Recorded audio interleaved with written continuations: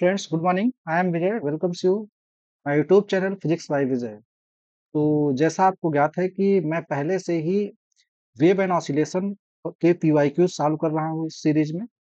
तो ये हमारा उसका लेक्चर नंबर 4 है।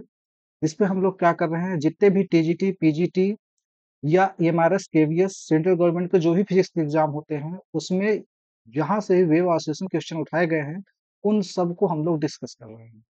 तो चलिए आइए लेक्चर को शुरू करते हैं। मैं विजय आपको अपने यूट्यूब चैनल फिजिक्स बाय विजय पर स्वागत कर रहा हूँ। आइए शुरू करते हैं आज का लेक्चर।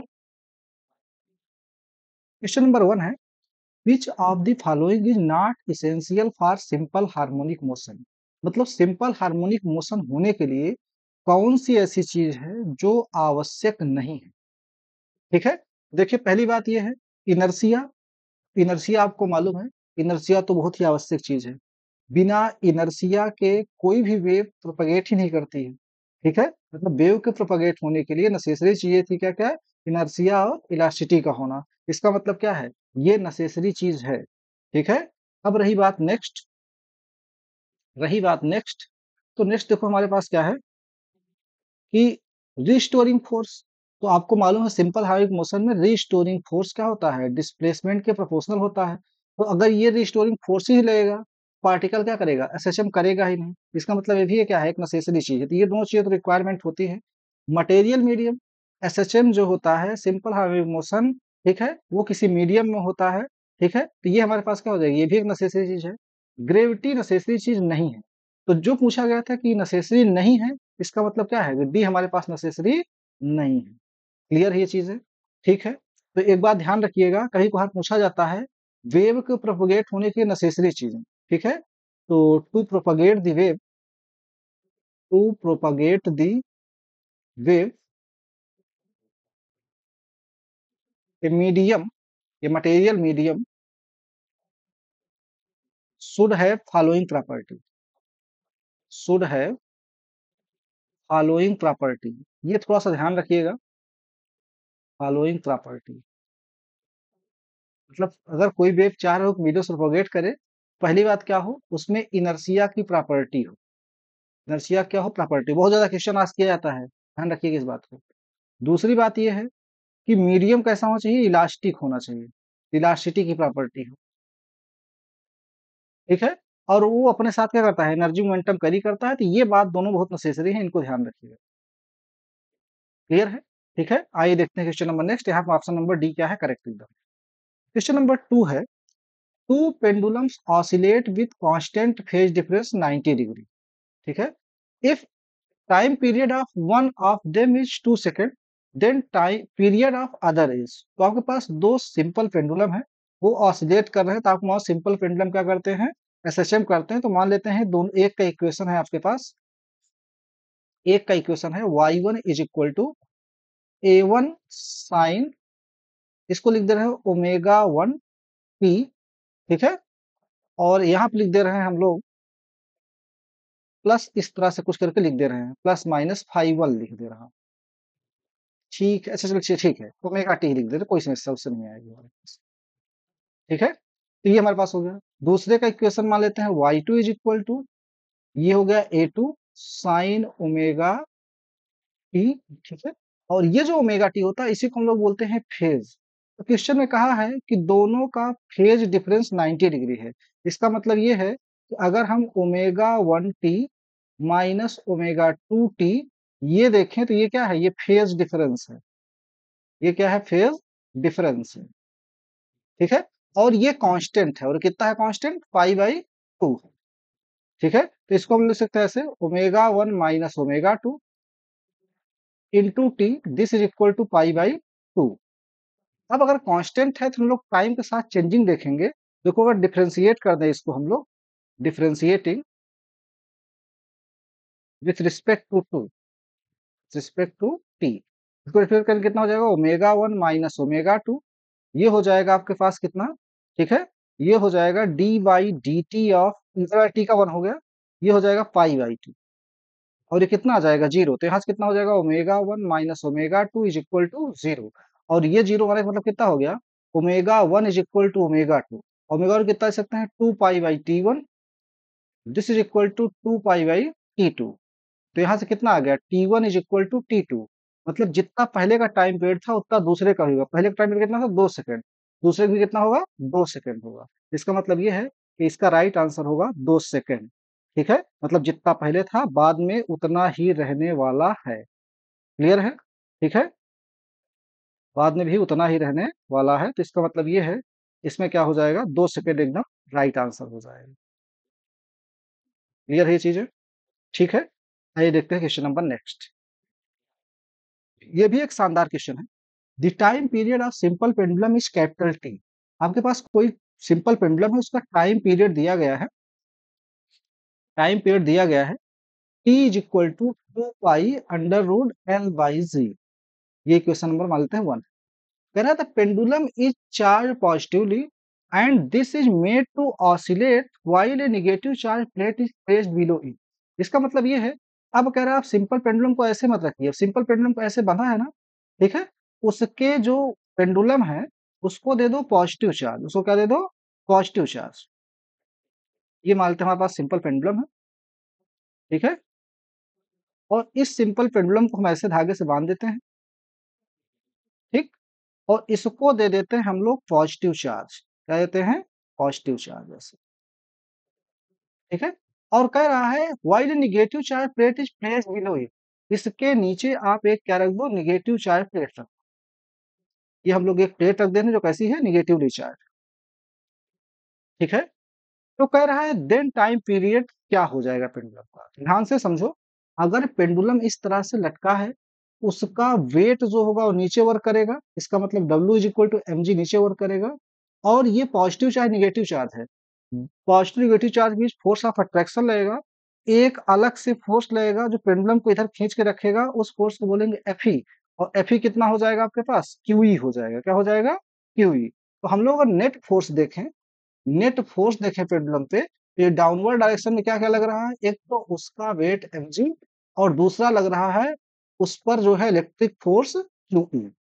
तो अगर हम लोग नेट फोर्स यहाँ पे निकालें, ठीक है, तो यहाँ से देखो क्या हो जाएगा, काम करें एक्सेलरेशन निकाल लेते हैं, इफेक्टिव एक्सेलरेशन।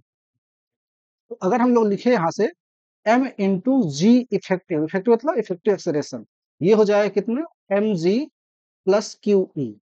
तो यहाँ से देखो जी इफेक्टिव निकालोगे, तो जी इफेक्टिव कितना हो जाएगा, ये हो जाएगा आपके पास एम से एम कैंसिल हुआ, ये हुआ जी, और यहाँ हो जाएगा क्यू ई बाई एम। ठीक है, अब देखो क्या है कि जो हमारे पास जी था वो चेंज हो गया, और जी कितना हो गया है अब जी हो गया हमारे पास G effective, G plus Q E by M. तो ध्यान से देखो, जो जी इफेक्टिव है वो बढ़ गया। जी इफेक्टिव क्या हुआ, पहले से बढ़ गया। अगर जी इफेक्टिव बढ़ गया तो जो टाइम पीरियड होगा, मान लो इसको टी डैश बोल दो, तो जो टी डैश टाइम पीरियड होगा वो क्या हो जाएगा, घट जाएगा। इसका मतलब ये है कि बाद वाला टाइम पीरियड वो क्या हो जाएगा आपके पास, कम आएगा पहले वाले टाइम पीरियड से। ठीक है, तो यहाँ हम लोग क्या लिख सकते हैं कि बी ऑप्शन क्या है, करेक्ट है। मतलब जो टाइम पीरियड आएगा वो टी से क्या आएगा, कम आएगा। ऑप्शन बी क्या है, करेक्ट है। ये पीईटी 2011 में पूछा गया है क्वेश्चन, बहुत शानदार क्वेश्चन है। ऐसे क्वेश्चन और बनता है, इसी पेंडुलम को क्या करता है, पॉजिटिव नेगेटिव चार्ज प्लेट के बीच में रख देगा, उसका पूछ लेता है टाइम पीरियड। ठीक है, इसी तरह से हम लोग इफेक्टिव जी निकाल के उसमें भी करेंगे। क्लियर है ये चीजें? ठीक है, नेक्स्ट क्वेश्चन देखते हैं। Question number 4। A spring has length 10 centimetre and a force constant 10 to power 3 newton per metre. The two masses 10 gram and 90 gram are attached to its two ends. The spring placed on horizontal table is stretched and released. What is the frequency of oscillation? तो scene कुछ इस तरह का है। आपके पास ये एक spring है, ये आपके पास एक स्प्रिंग है,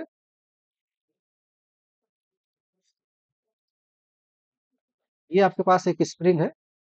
इसके एक साइड से एक ब्लॉक कनेक्ट है जिसका मास है 10 ग्राम। दूसरे साइड से दूसरा ब्लॉक कनेक्टेड है, इसका मास है 90 ग्राम। ठीक है, देखो जब इस और इसको देखो, नेचुरल लेंथ इसकी कितनी है, ये है आपके पास 10 सेंटीमीटर। और स्प्रिंग कांस्टेंट कितना है, इसका स्प्रिंग कांस्टेंट है 10 to power 3 newton per metre. अब इसका पूछ रहा है what is frequency of oscillation, frequency of oscillation.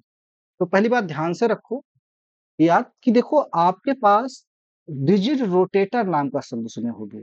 उसमें क्या होता है कि एक हम लोग क्या कर लेते हैं, रॉड ले लेते थे, उसके 2 एंड से अलग-अलग मासेस अटैच कर देते थे, ठीक है? अब ये रॉड जिस तरह से रोटेट करती थी, जिस तरह से आगे भेजाई थी, वैसे मास भी आगे बढ़ते थे। तो उनका हम लोग क्या निकालते थे? इफेक्टिव मास निकालते थे। क्या निकालते थे? इफेक्टिव मास। तो इसी तरह से स्प्रिंग से 2 ब्लॉक्स कनेक्टेड है, इसका क्या निकालना पड़ेगा? Effective mass. और उसका फार्मूला होता था 1 by mu is equal to 1 by m1 प्लस 1 बाई m2। और यहाँ पे म्यू क्या है? म्यू होता है इफेक्टिव मास। क्या होता है? इफेक्टिव मास। क्लियर है? ये क्वेश्चन शानदार था, पीएचडी 2016 में पूछा गया था। ठीक है? तो हमको म्यू निकालना है। देखो हम लोग कैलकुलेट करें इसको, तो म्यू कितना आ जाएगा? ये हो जाएगा m1 into m2 upon m1 plus m2। Clear है? अब देखो यहाँ पे क्या है? m1 हमारे पास कितना है? m1 है 10 ग्राम, m2 है 90 ग्राम, और ये हो जाएगा 10 प्लस 90। तो ये हमारे पास कितना हो जाएगा? ये हो जाएगा 900 अपॉन 100, दैट इज 9। तो ये 9 ग्राम आया। ठीक है? अगर हम लोग किलोग्राम लिखें तो म्यू कितना हो जाएगा किलोग्राम में? ये हो जाएगा 9 into 10 to power minus 3 kg. ठीक है? अब हमें क्या चाहिए? फ्रीक्वेंसी चाहिए। तो देखो हम लोग टाइम पीरियड लिखते हैं। टाइम पीरियड जो आता है वो T equal to 2 pi under root, ये होता है M by K. M by K. ठीक है? एम की जगह क्या लिखेंगे? म्यू लिखेंगे। तो यहाँ टाइम पीरियड कितना हो जाएगा? 2 pi under root M effective that is mu, mu by K. Frequency कितनी होती है? फ्रीक्वेंसी होता है 1 upon time period. 1 upon time period करेंगे तो ये हो जाएगा 1 बाई 2 पाई, और यहाँ कितना हो जाएगा? के बाई म्यू। ठीक है? सारी चीज हम लोग जानते हैं, रख के कैलकुलेशन कर ले। तो 1 अपॉन 2 पाई, के की वैल्यू कितनी है? के की वैल्यू आई है 10 टू पावर 3, और म्यू कितना आया है? म्यू आया है आपके पास, म्यू आया है हमारे पास, ठीक है, 9 इंटू 10 टू पावर माइनस 3। ठीक? देखो यहाँ पे ये हो जाएगा 10 टू पावर 6, ये बाहर आ जाएगा। यहाँ हो जाएगा 1 अपॉन 2 पाई, और ये 10 टू पावर 6 का 10 टू पावर 3 हो जाएगा, और यहाँ हो जाएगा आपके पास 9 का 3 बन जाएगा। ठीक है? तो जो फ्रीक्वेंसी आ गई यहाँ से 1000, this is divided by 6 into pi. ठीक है? ये हो जाएगा 1000, और 6 इंटू पाई अगर हम लोग करेंगे तो ये हो जाएगा 6 इंटू 3.14। अगर हम लोग इसको अगर देखते हैं तो ये लगभग 18 पॉइंट समथिंग आएगा, और अगर 18 से इसको कैंसिल करें तो ये हो जाएगा हमारे पास कितना? ठीक है? ये लगभग 5 बार जाएगा, फिर उसके बाद कितना हो जाएगा? ठीक है? 10। तो लगभग ये हमारे पास 50 हर्ट्ज के आसपास आएगा, वेरी क्लोज टू 50 हर्ट्ज। ठीक है? इसका मतलब क्या है? ऑप्शन नंबर एकदम ए करेक्ट है। ध्यान रखिएगा, उसमें सबसे इंपॉर्टेंट फार्मूला आपके पास ये है, इसके बिना काम नहीं चलेगा। ध्यान रखिएगा। ठीक है? अगर ये नहीं आया तो आप क्वेश्चन नहीं कर पाएंगे। ठीक है? तो ये हम लोग क्या करते हैं, जब दो बॉडीज अटैच होती हैं, वो रोटेट करें, ठीक है, या फिर क्या करें, मूव करें, ऑसिलेट करें, तो उसके लिए हम लोग इफेक्टिव मास निकालते थे। ठीक है? चलिए नेक्स्ट क्वेश्चन देखते हैं। क्वेश्चन नंबर 5 है कि which remain constant during simple harmonic motion. तो देखो मैं एक एक को यहाँ डिस्क्राइब करता हूँ कि देखो हमारे पास क्या है, जो रिस्टोरिंग फोर्स होता था वो डिस्प्लेसमेंट के, जो रिस्टोरिंग फोर्स होता है वो डिस्प्लेसमेंट के क्या होता है? निगेटिव के प्रोपोर्शनल होता है। ठीक है? तो जैसे जैसे डिस्प्लेसमेंट चेंज होगा वैसे वैसे क्या होगा? एफ भी चेंज हो जाएगा। इसका मतलब क्या है कि रिस्टोरिंग फोर्स क्या है? पोजीशन टू पोजीशन वेरी करेगा। क्लियर है? Restoring force position to position vary करेगा। डिस्प्लेसमेंट ज्यादा होगा तो रिस्टोरिंग फोर्स ज्यादा होगा, और अगर डिस्प्लेसमेंट कम होगा तो रिस्टोरिंग फोर्स भी कम होगा। अब रिस्टोरिंग फोर्स का क्या मतलब होता है? जैसे मान लो पार्टिकल जब इस साइड जाता है, वो इस साइड पर खींचेगा। जब पार्टिकल इस साइड आएगा तो अपोजिट पर खींचता है।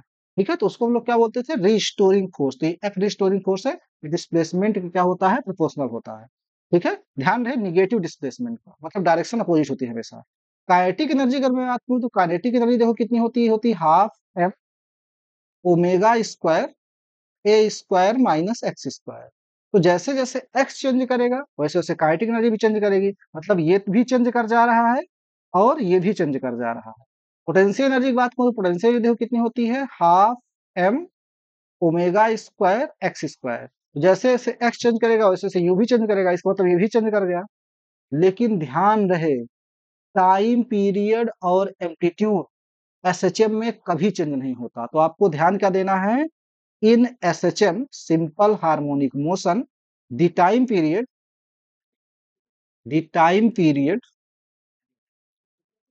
दैट इज टी एंड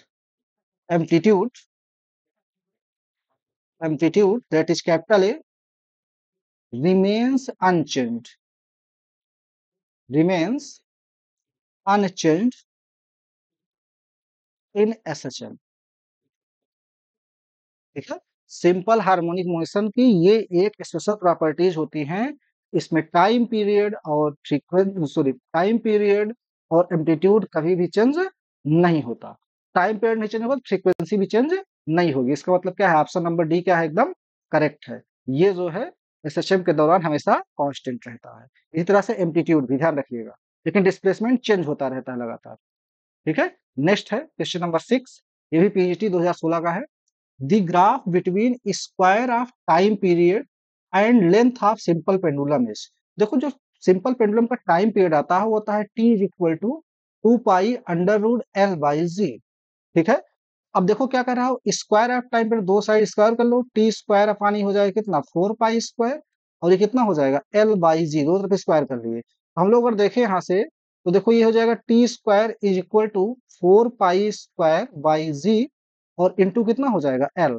आपको मालूम है कि जी भी कांस्टेंट है, 4 नंबर है वो कांस्टेंट है, पाई स्क्वायर एक नंबर है वो भी क्या हो जाएगा, कांस्टेंट है। तो जो टी स्क्वायर है वो प्रोपोर्शनल टू एल है। तो एक बात ध्यान रखिएगा, आपको बड़ी दिक्कत आती है इसमें, सीधा सीधा जो ग्राफ पूछा वो पूछा है टी स्क्वायर और एल के बीच, टी और एल के बीच नहीं पूछा है। तो टी स्क्वायर को हम लोग कैसे जूम कर सकते हैं, टी स्क्वायर को हम लोग सिंपली एक एक्स से जूम कर सकते हैं ऐसे।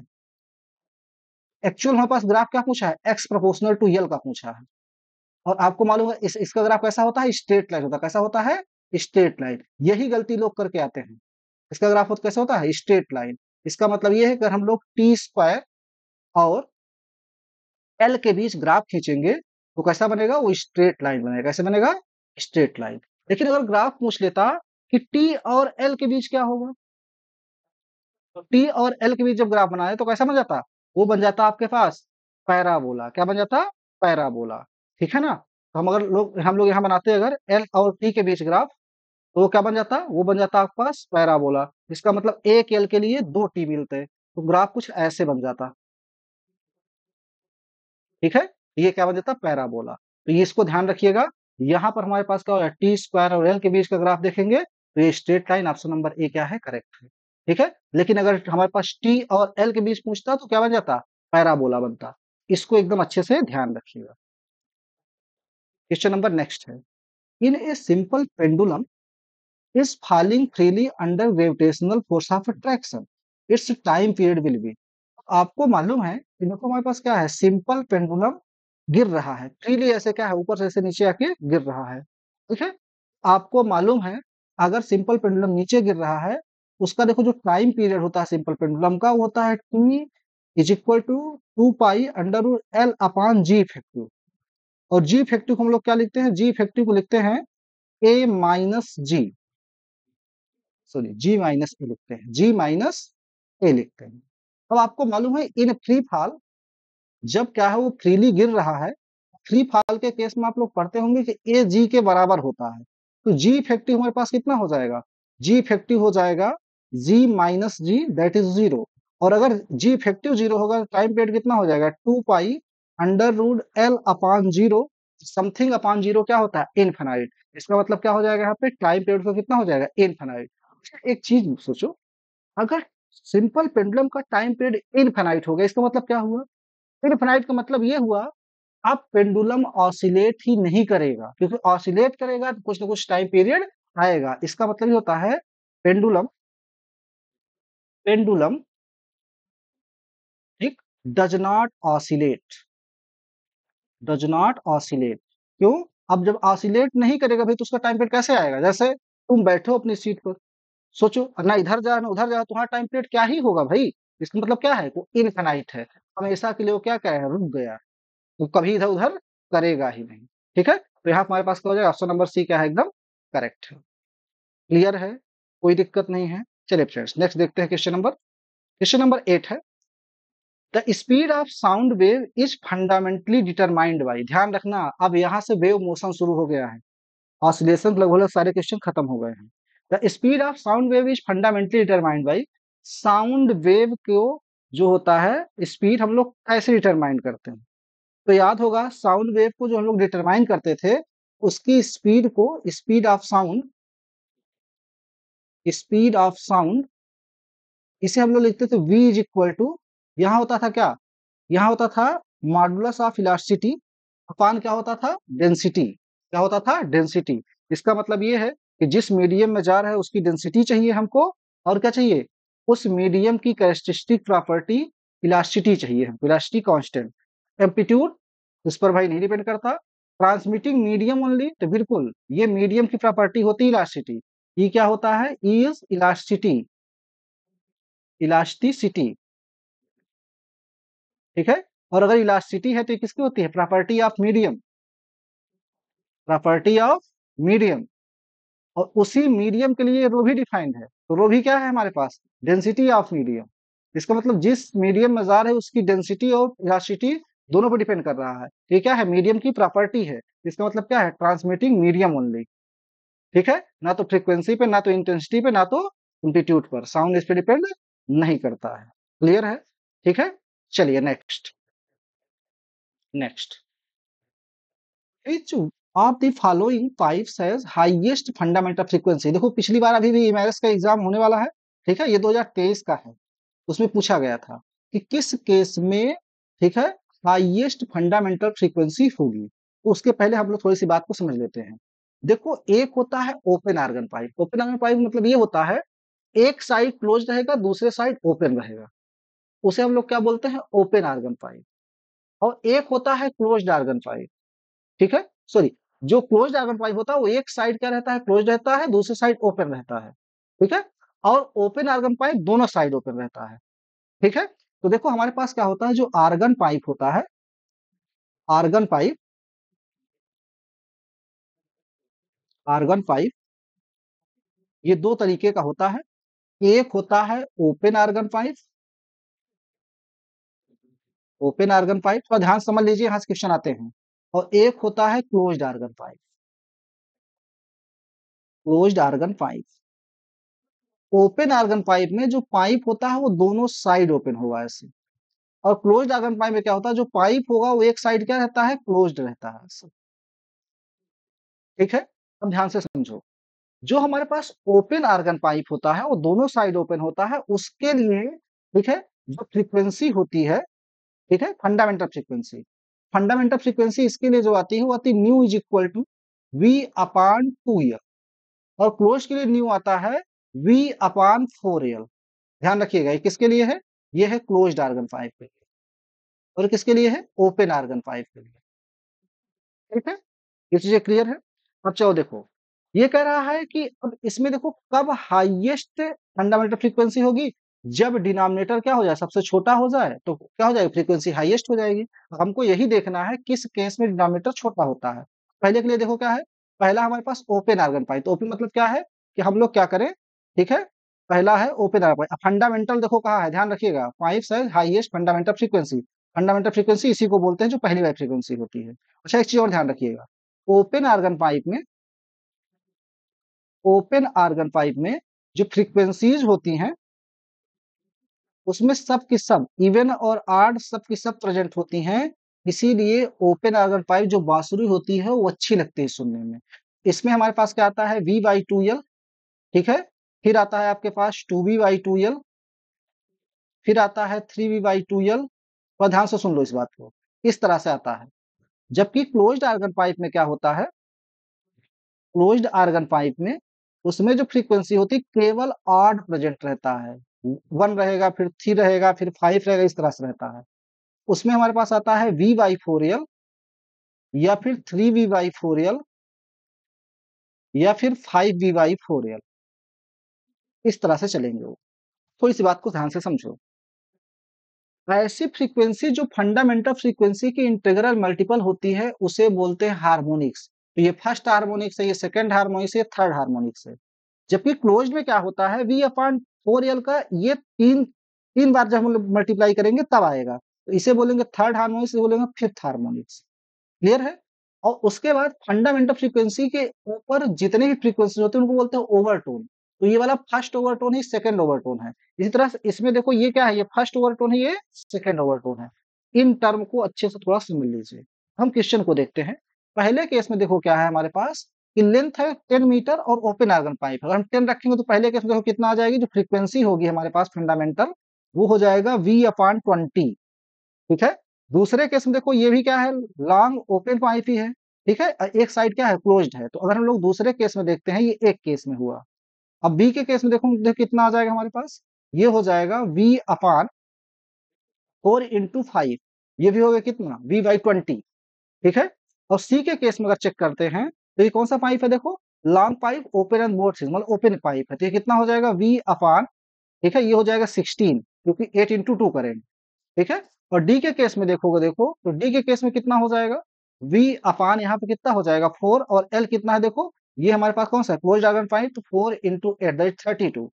देखो क्या है कि जो फ्रीक्वेंसी है मैक्सिमम, तब जो डिनोमिनेटर छोटा होगा। इसका मतलब सी वाले में क्या आ रहा है, सबसे कम आ रहा है V/16। इसका मतलब ये कि जो 8 मीटर वाला पाइप है और दोनों एंड पर ओपन है, वो सबसे ज्यादा फ्रीक्वेंसी प्रोड्यूस करेगा। तो ऑप्शन सी क्या है, एकदम करेक्ट है। क्लियर है? तो यहाँ से एक बात और हम लोग ध्यान से देख रहे हैं कि देखो जो यमारस का एग्जाम है, उसमें जो क्वेश्चन है वो थोड़े से ज्यादा लॉजिकल होते हैं इन कंपेरेटिव टू अदर जो एग्जाम्स हमारे पास होते हैं। क्लियर है? चलिए नेक्स्ट क्वेश्चन देखते हैं। क्वेश्चन नंबर 10 है, sound wave travels fastest. Sound सबसे ज्यादा किसमें तेजी से प्रोपगेट करता है?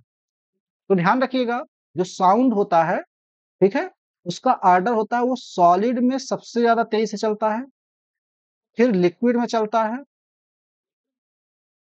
फिर वो क्या होता है, सबसे स्लो गैस में चलता है।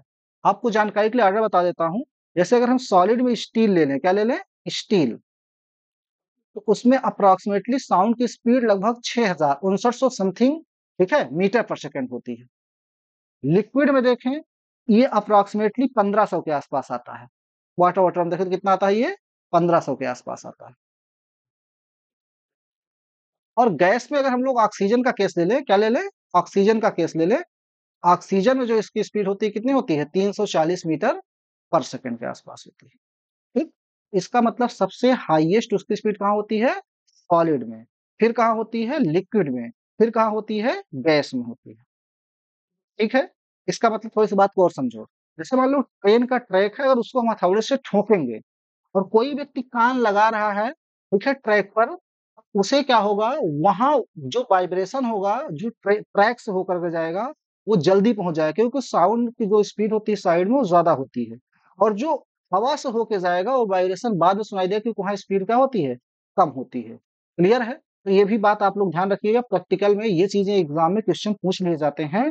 ठीक है, थ्योरेटिकली में, कि अगर हम लोग किसी ट्रैक पर हथौड़े से पीट रहे हैं, तो कौन सा, उसे दो साउंड सुनाई देता है। तो कौन से दो साउंड होते हैं, एक जो मीडियम से जाता है, मतलब सॉलिड वाला, दूसरा एयर से जाता है, ठीक है, जो गैस वाला है। अब आपको मालूम है कि सॉलिड वाला पहले पहुंचेगा, क्योंकि साउंड की स्पीड क्या होता है, सॉलिड में ज्यादा होती है और गैस में कम होती है। तो यहाँ पे क्या हो जाएगा, ऑप्शन नंबर ए क्या है, एकदम करेक्ट है। बीपीएससी टीईटी एग्जाम पूछा गया था 2023 में। क्लियर है? ठीक है, नेक्स्ट क्वेश्चन देखते हैं। The velocity of electromagnetic wave in vacuum. ये दुनिया जानती है, जहान जानता है, ठीक है, कि जो हमारे पास क्या होता है, इलेक्ट्रोमैग्नेटिक वेव होती है, ठीक है, उसमें क्या होता है, जो स्पीड होती है वो कितनी होती है, 3 × 10⁸ मीटर पर सेकंड होती है।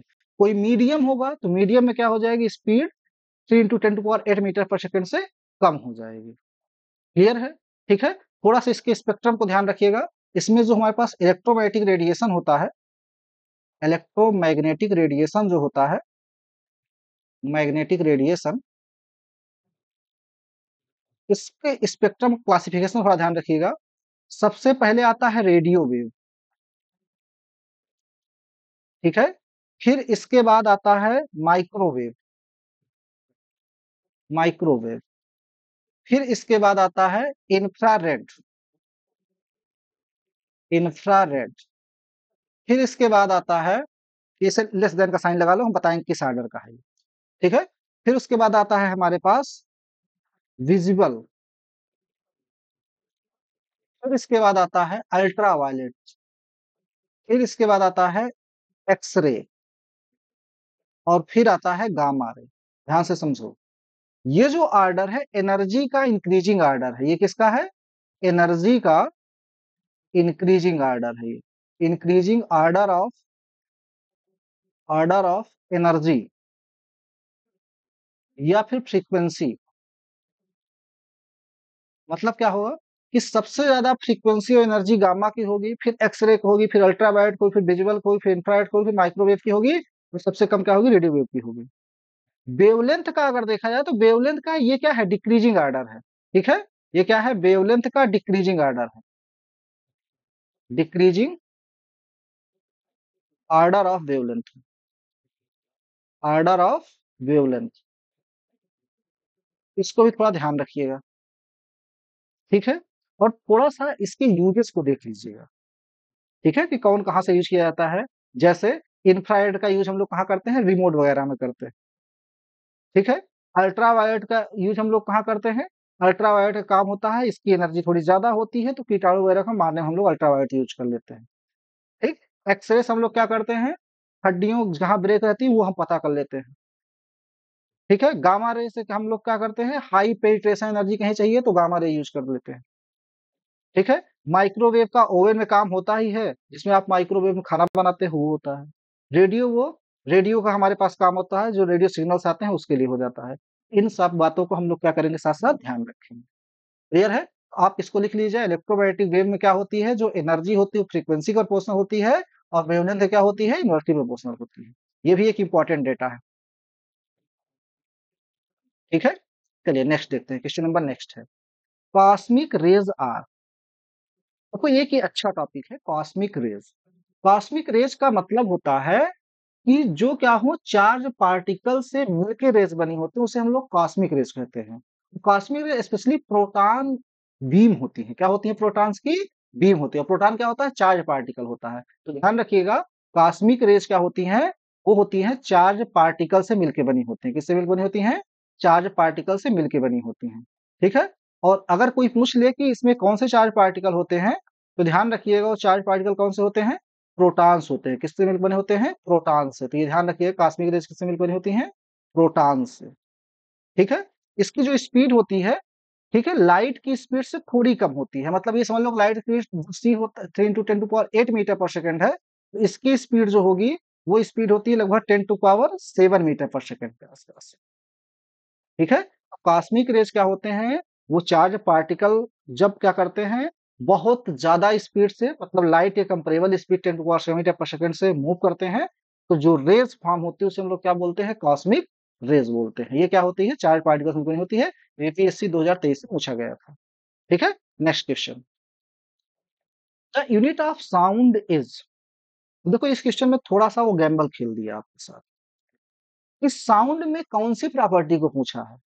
एक्चुअल में उसे बोलना चाहिए साउंड की इंटेंसिटी को पूछ रहा है।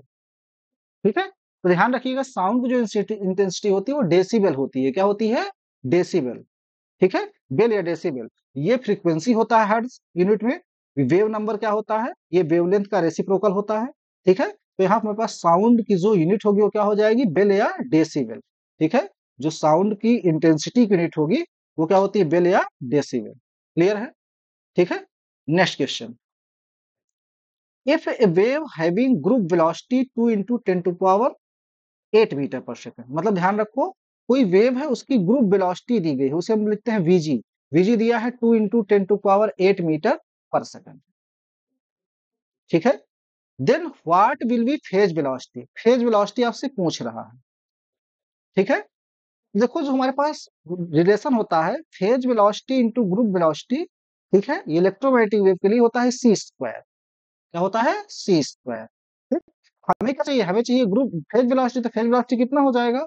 सी स्क्वायर अपॉन ग्रुप वेलोसिटी। और सी क्या होती है? स्पीड ऑफ लाइट होती है 3 into 10⁸ इसका स्क्वायर, दिस अपॉन वीजी।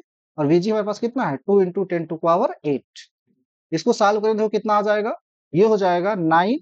ठीक है, ये 10⁸ से 1 कैंसिल हो जाएगा, तो ये हो जाएगा 9 into 10⁸ by 2 इसका मतलब कितना हो जाएगा 4.5 इंटू 10⁸ मीटर पर सेकंड।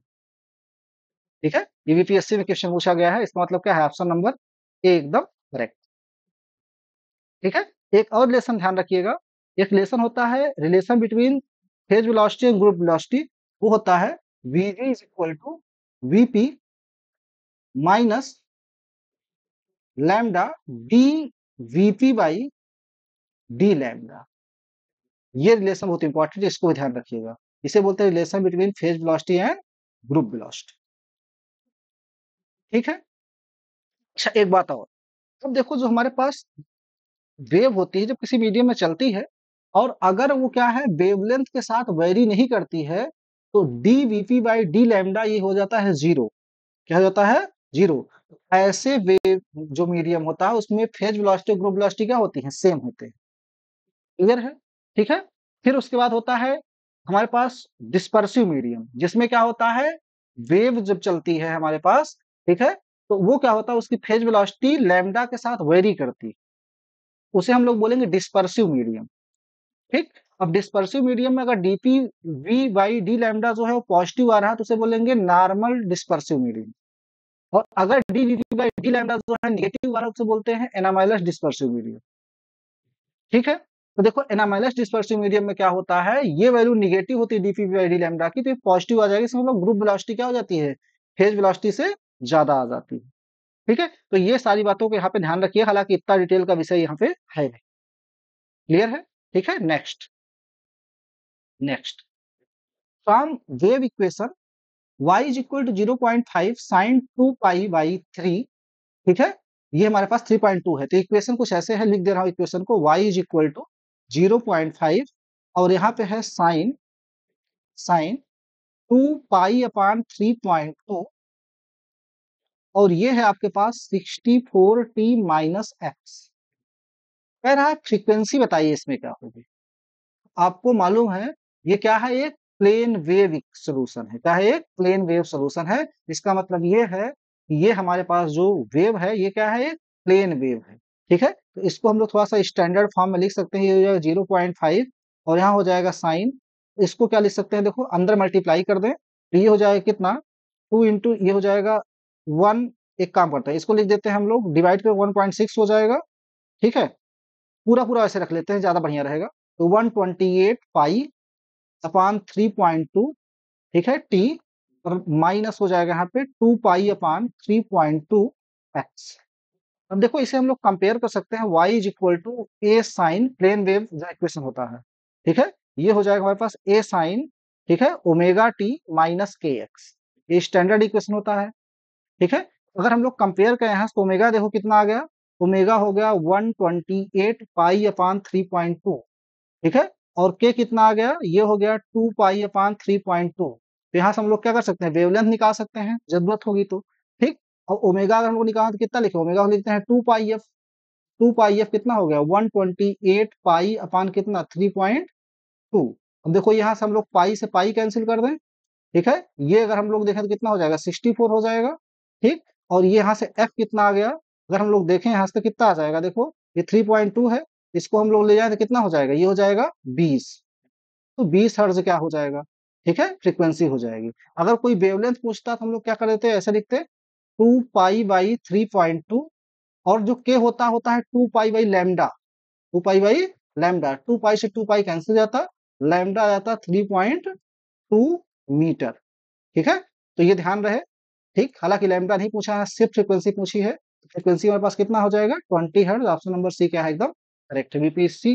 ठीक है, 2023 में पूछा गया है। तो चलिए आज का लेक्चर हमारा यहीं तक, फिर मिलेंगे नेक्स्ट लेक्चर में, जिसमें हम वेव मोशन के क्वेश्चन को लेकर के आएंगे और जितने भी पीवाईक्यू सबको डिस्कस करेंगे। अगर आपको ये चैनल अच्छा लग रहा हो, ठीक है, आप फिजिक्स के एस्पिरेंट हो, तैयारी कर रहे हो टीजीटी पीजीटी एलटी ग्रेड, ठीक है, जीआईसी, ये भी जो है बीपीएससी टीआरई 4 की, आप हमारे चैनल को लाइक और सब्सक्राइब करना ना भूलें। Thank you so much for joining us, फिर मिलते हैं नेक्स्ट लेक्चर में, तब तक के लिए बाय बाय, टेक केयर, पढ़ते रहिए, एंजॉय करते रहिए, जय हिंद।